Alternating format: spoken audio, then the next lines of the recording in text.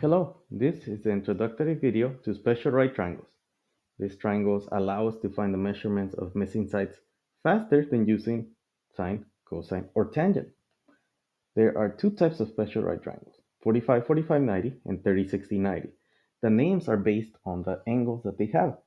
The one on the left has a 45 and a 90. Using the triangle angle sum theorem, you can determine that the third angle is 45 degrees.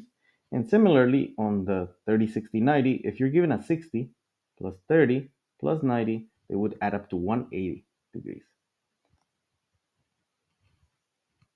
For the shortcuts to work, you need to classify the sides. On the 45-45-90, since both angles are the same, the sides across from them are both called legs. The side across from the 90-degree angle is called the hypotenuse.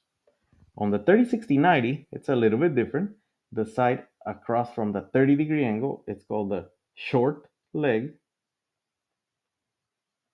The side across from the 60-degree angle is called the long leg. 60 is bigger than 30, hence long versus short. And the hypotenuse remains the same. That would be across the 90-degree angle. Now that we have established that, here are the shortcuts. If you're trying to go from one leg to another, since they are the same, you can just write the same number or multiply times 1. To go from a leg to the hypotenuse, you would have to multiply times the square root of 2. Anytime you go to a bigger side of the triangle, you have to multiply. Now, if you want to return from the hypotenuse to the leg, you would have to divide by the square root of 2. On the 30-60-90, you always want to start from the short leg. That would be the easiest part.